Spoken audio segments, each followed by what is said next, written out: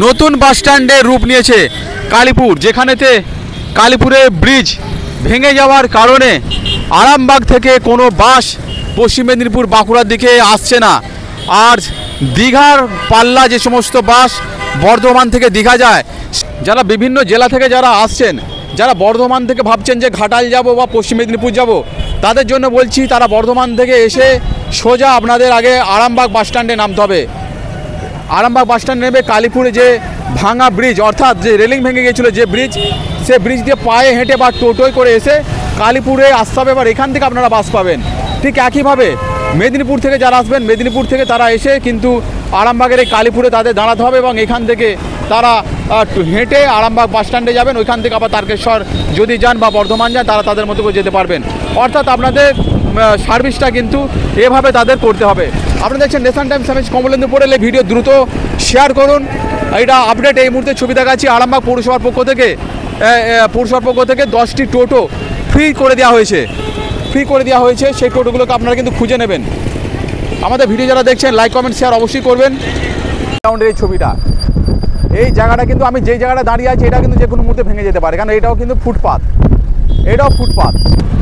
এই মুহূর্তে একদম রামকৃষ্ণ সেতু, অর্থাৎ আরামবাগের যে সেতু নিয়ে এত হইচই, গোটা জেলা জুড়ে নয় রাজ্য ছাড়িয়েছে। রামকৃষ্ণ সেতু বেহাল ছিল, আমরা জেনে গিয়েছিলাম, জনগণ জানতো সেতুটা মনে হচ্ছে ভেঙে যাবে। তবে আধিকারিকরা তারা খাতা পেন নিয়ে বসেছিল, তাদের হিসেবে মিলছিল না যে সেতুটা ভাঙবে বা কোনো রকম দুর্ঘটনা। দেখুন এই মুহূর্তে আরামবাগ বাস স্ট্যান্ড থেকে যারা বাস পাচ্ছেন না, তারা কিন্তু দেখতে পাচ্ছেন জিনিসপত্র নিয়ে বাস হতে যাচ্ছেন। হ্যাঁ, বাস কোথায় যাবেন আপনারা? আমরা বইতল যাব। কারণ আরামবাগ বাস স্ট্যান্ড থেকে বাস পেলেন না? না, এই যে এখানে কি ব্রিজ ভেঙে গেছে, তো আরামবাগের সেই কারণে তো বাস চলছে না। তাহলে খুব হয়রানি হচ্ছে। আপনি কোথায় যাবেন? আমি এখন বদনগঞ্জ যাব। আচ্ছা, আপনি আগে কিভাবে যেতেন? বাসে যেভাবে যেতেন, তাই তো? হ্যাঁ, বাসে যেমন। তাহলে এখন কিভাবে যাতায়াত করবেন এবার? এই তো এরকম করে হেঁটে যেতে হচ্ছে, ভাড়া অনেক, এবার আমরা টোটো করে যেতে হচ্ছে। আচ্ছা, বুঝতে পারছি। দেখুন এরা কিন্তু এভাবে জিনিসপত্র নিয়ে এভাবে তারা যাচ্ছেন। হঠাৎ করে কেউ দেখলে মনে হবে যে এটা হয়তো নতুন বাস স্ট্যান্ড। আর বাস স্ট্যান্ড হয়ে যাওয়ার পর এই দেখুন হোটেলের ছবি লাগিয়ে দেওয়া হয়েছে, হোটেল মা লক্ষ্মী হিন্দু হোটেল। এবার এখানে কত রকমের ব্যবসা এক্সট্রা শুরু হয়ে যাবে। লটারি ব্যবসা ছোট করে করছিল, বড় করে এবার হয়তো লটারি করবে। এই ঘুগনি বিক্রেতার কাছ থেকে আসবো, আর একবার আসবো দেখি। বলছি আপনার ঘুগনি কেমন বিক্রি হচ্ছে? কেমন? হ্যাঁ, মানুষের দাঁড়াচ্ছে না, সঙ্গে সব ফ্রি সার্ভিস টোটো ধরে পালিয়ে যাচ্ছে। আর বিক্রি বাটা কী করে হবে? আপনি ঘুগনি কি নতুন লাগালেন, তাই তো? হ্যাঁ। আচ্ছা, মানে এটা কি ভাবনা আপনি লাগালেন যে এখানে বাস স্ট্যান্ড এবার হতে পারে?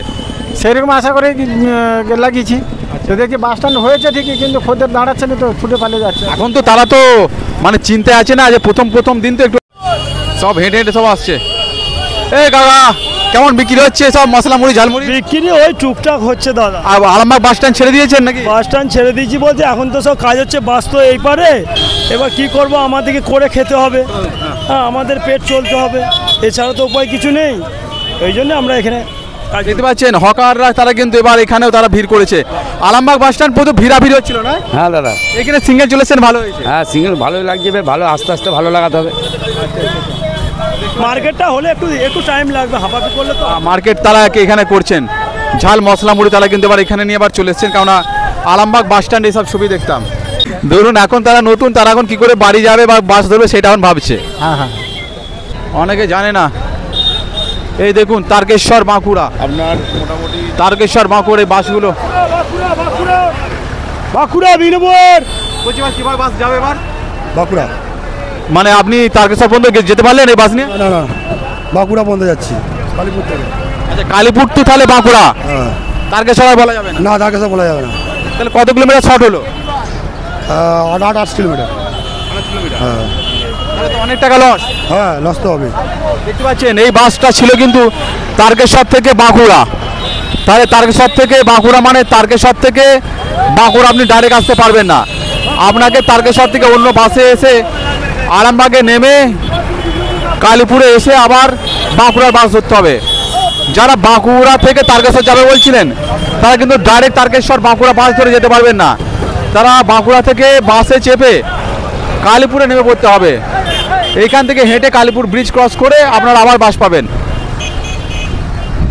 যেমন বন্যা হলে যেন মানুষের একটা মানে কি ঘটেছে কি হয়েছে না হয়েছে এটা মানে দেখার একটা কৌতূহল উৎসুক থাকে না, কালীপুর বাস স্ট্যান্ড যেন ঠিক এরকম একটা পরিবেশ। মানুষ এখানে ওখানে আসা যাওয়া করছে, এদের খিদে লেগে গেছে, এরা খাবার নিয়ে যাচ্ছে। বলছি আপনারা কোথায় যাবেন? খিদে লেগে গেছে খাবারের জন্য, দেখতে পাচ্ছেন এরা বাস ছাড়ে বাসে উঠে এরা খাবে হয়তো।